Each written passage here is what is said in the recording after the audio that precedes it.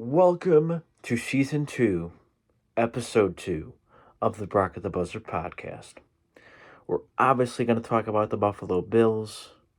I'm also going to give you guys a Cavs season preview, along with who do I think after 6 weeks is going to make the Super Bowl. And finally, we're going to discuss the fight that happened yesterday at Las Vegas Motor Speedway between defending Cup Series champion Kyle Larson and Bubba Wallace. And a lot more. So, let's get right into it. Bills make statement against Chiefs. The Buffalo Bills and Kansas City Chiefs went into Sunday's marquee matchup looking to prove two things. Who was the best team in the AFC, and who could possibly lock up home field advantage come playoff time. And it was, as expected, a back-and-forth affair. Coming down the stretch, Bills QB Josh Allen and the Bills offense marched down the field, a drive that concluded with a touchdown to tight end Dawson Knox, his first of the season. Then, the Bills defense made a statement of their own by shutting down Patrick Mahomes and the Chiefs offense, in which it concluded by Mahomes' second interception of the day by Bills nickel corner Tyron Johnson, with under a minute left, sealing Buffalo's 24-20 victory and proving they are the best team in the AFC. For Buffalo, the stats break down like this. Josh Allen went 27 for 40, 320 yards, and 3 touchdowns. The leading offensive guy for Buffalo, of course, Stephon Diggs. He had 10 receptions for 148 yards and a touchdown. For Kansas City, Patrick Mahomes went 25 for 40, 338 yards passing, 2 touchdowns, and 2 interceptions. And offensively, the Chiefs were led by Juju Smith-Schuster, who had 5 receptions, 113 yards, and a touchdown. And now we're going to go into the keys to victory for the Buffalo Bills. Josh Allen. When it mattered most, the Bills' MVP-worthy QB showed up with an elite hurdle, much like the one he had in Kansas City last season, timely throws, and great clock management, much like the Bills had in their comeback victory in Baltimore a couple weeks ago. Establishing the run game.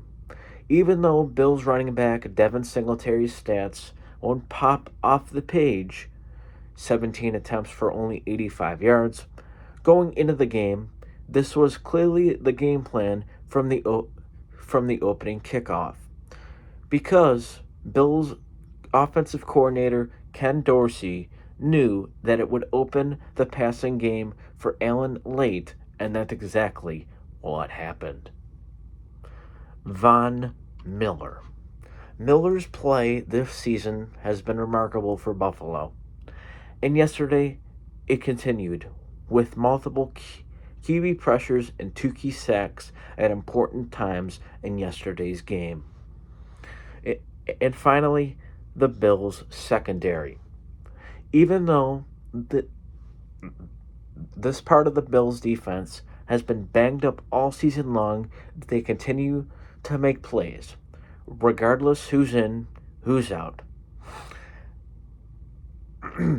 And yesterday, they showed it again, as rookie cornerback Kyer Elam had his second career interception, his second in 2 weeks, to halt Casey's strong opening drive, then the INT made by Johnson late, as I spoke of moments ago.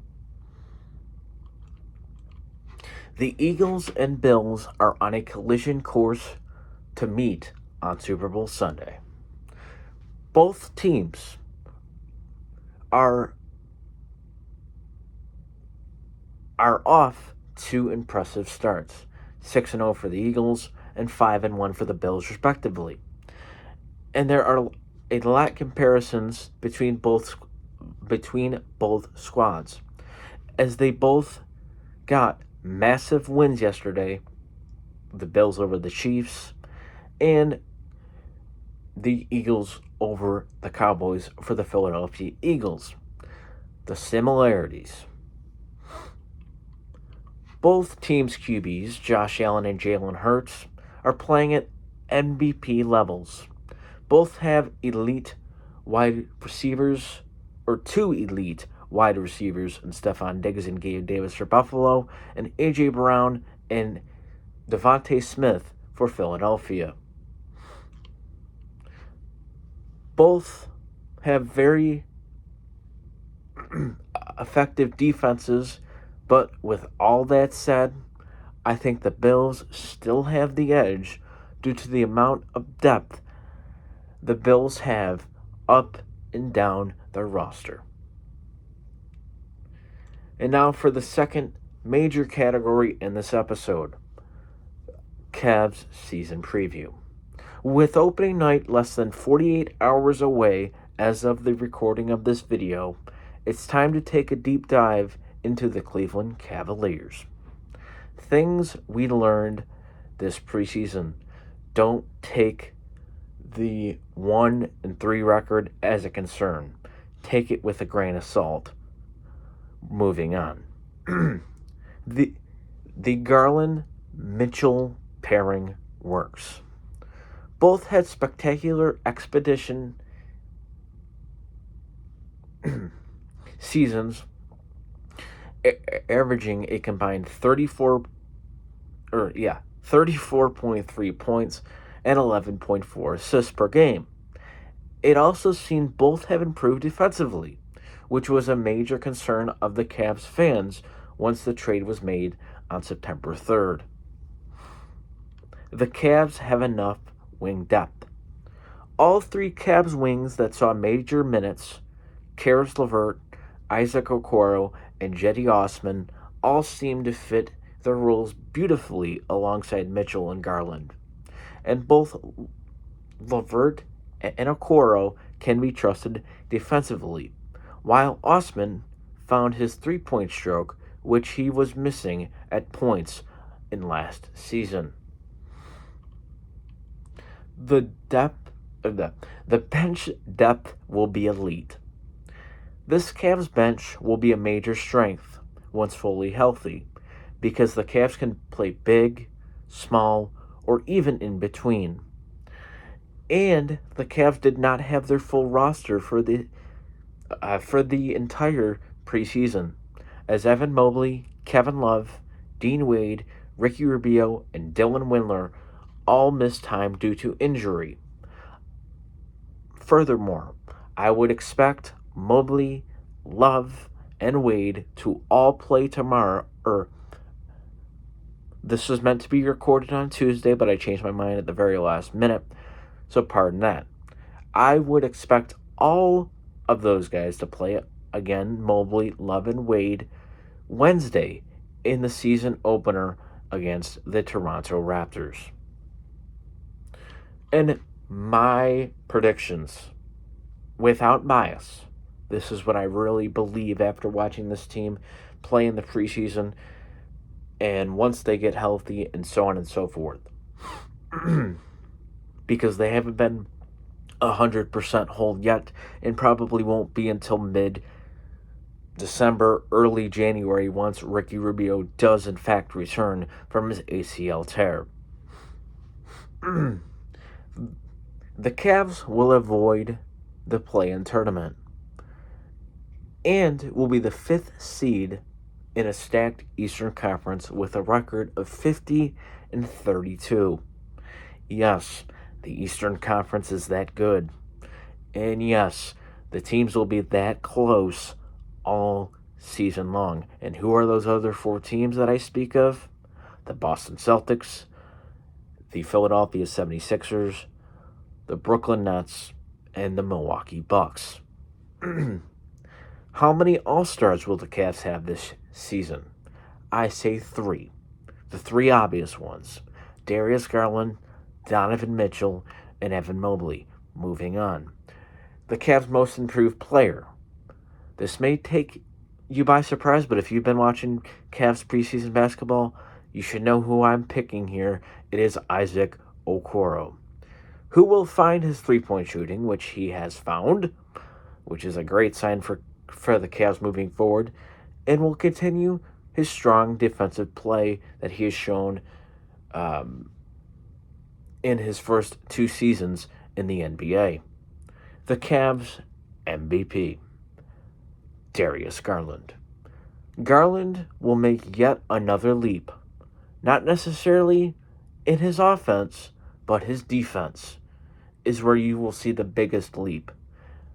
Again, if you've been watching Cavs preseason basketball, you can tell Darius Garland has made very solid strides defensively here leading into the season.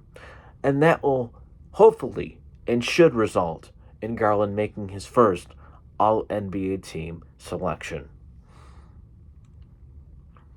Playoff expectations.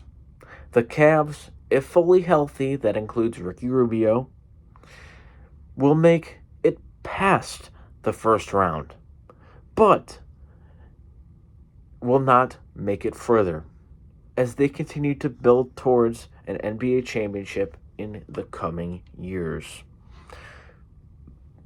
Again, the Cavs season kicks off Wednesday. This is coming Wednesday in just under 48 hours' time against the Toronto Raptors from Toronto at 7:30 p.m. Eastern on Bally Sports Ohio and NBA League Pass. And I must add, if you have NBA League Pass on a game system of any kind, that includes Xbox, PS4, PS5, and so on and so forth, if your League Pass is not working for you, please listen to this very carefully. You must uninstall and reinstall the app, the NBA app itself, because it has been updated majorly.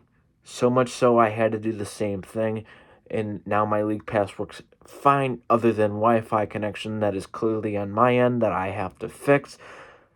And I'm really hoping that I get it fixed tomorrow. Once we get it fixed, I'm obviously going to run a trial run and make sure everything is in good shape. So come Wednesday night, there is no issues. But for those of you who are still struggling to access your NBA League Pass, I would uninstall and reinstall the app before even signing into your account. Now, if your account is having issues, I highly suggest you call NBA League Pass support. And you can find that number, of course, on Google. All right, moving on to our final topic of the episode. Logano advances to the championship 4 as Bubba and Larson fight. As the NASCAR Cup Series went to Las Vegas Motor Speedway this past Sunday, it was the first race of the round of 8, which meant if a playoff driver scored a win, they would advance to the championship 4 or the championship race at Phoenix Raceway in 3 weeks. Now, obviously, just under 3 weeks. Despite the great racing we saw Sunday from Las Vegas Motor Speedway, I only watched the extended highlights via the via NBC Sports YouTube channel, but I totally plan to watch the entire race when it comes out tomorrow on YouTube. But moving on. Logano advancing thanks to a pass in the closing laps on fellow round of 8 contender Ross Chastain. One story stole the headlines, though. The fight between 2021 champion Kyle Larson and Bubba Wallace. What happened? Early in Stage 2, Larson made a gutsy 3-wide move on the bottom that resulted in Wallace getting arrow tight. What does that mean? Well, I'll tell you. It means when the air is pushes a car, in the corner. In this case, it pushed Wallace's car up toward the wall, in which he did hit the wall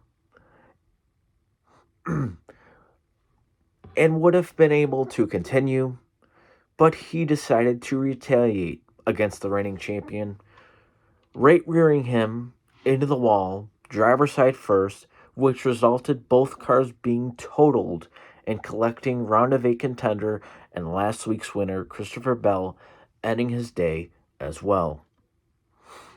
My opinion, firstly, on the defending Cup Series champion, Kyle Larson. Larson was clearly racing too hard, or too much over his head too early. But he felt he had to make the move due to the momentum he had. Because obviously momentum results you in passing somebody, but moving on. But the move did not warrant him getting right-reared into the wall. In his interview after the crash, Larson knew he was wrong by making the move and showed the complete class of a champion. You can see his interview on NASCAR's YouTube channel right now. My opinion on Bubba Wallace. Wallace handled the entire situation like a complete chump. Firstly, right-rearing a guy going 170 miles an hour is a complete no-no in NASCAR. And that's how a driver gets killed, literally killed. Secondly, to then go up to Larson and try to fight him after the fact is just flat wrong. I mean, dude, you made your point. Or you got your point across, I should say. Thirdly, the way he handled his post-crash interview was laughable. From disrespecting one of the most respected TV pit reporters in the sport, Marty Snyder, to saying the fact that he took out his Toyota teammate, Bell, and saying, quote, when Snyder asked him about taking out his Toyota teammate Bell, he said, quote, sports, end quote. That is what he said. This just shows you the lack of maturity he has at this point in his NASCAR Cup Series career. What should NASCAR do? I must tell you this now. As of the recording of this video, NASCAR has not levied any penalty against Wallace as of yet. They are looking into the matter. I would expect a penalty to come his way tomorrow afternoon, because that is when NASCAR usually divvies the penalties if one has occurred. And in this case, there is a penalty that has occurred. But this is my opinion. What should NASCAR do?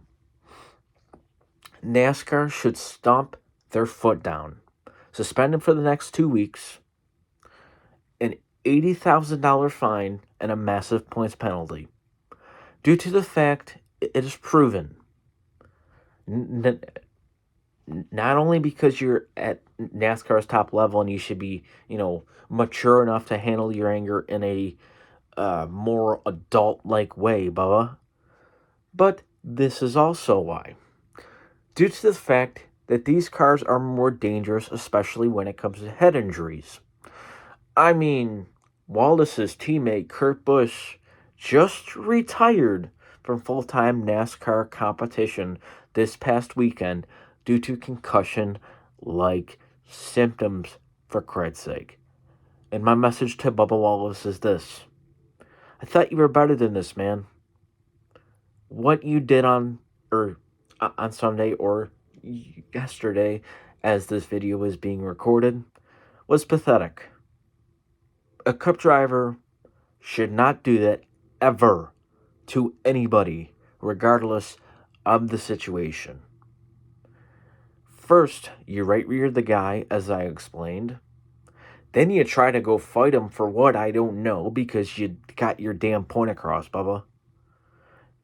And thirdly, you handled your post-race interview like it was a joke. Saying that you lost brakes was a complete and utter lie, because we saw what you did. Jeff Burton, who was in the TV booth for NBC, called you out, as he should have. As anybody would have. Even, former drivers, fans, crew chiefs, and so on and so forth. But man, you're a Cup driver. One of the most popular, believe it or not. With one of the most, well-known cars in the field. And you want to set an example for young African Americans who want to get in the sport, and you do that? That's garbage, dude. Learn from this. Grow from it. And the apology that you just posted on your social media accounts was as scripted as all get out, man.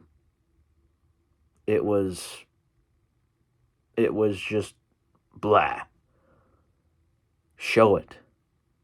Show that you are sorry. Race cleaner.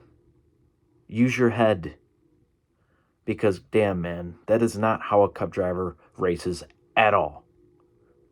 That is how an 18-year-old kid races. Or even younger than that. Come on, Bubba. You're better than that. Well, with that little that little statement I just made about Bubba personally and my full opinion on the matter, that'll conclude this episode of the Bark at the Buzzard podcast. I hope to see you all on the next one. By the way, please like the video, share the video, and subscribe. And also follow me on all my social media platforms that are in the link down below. I'll see you all very soon.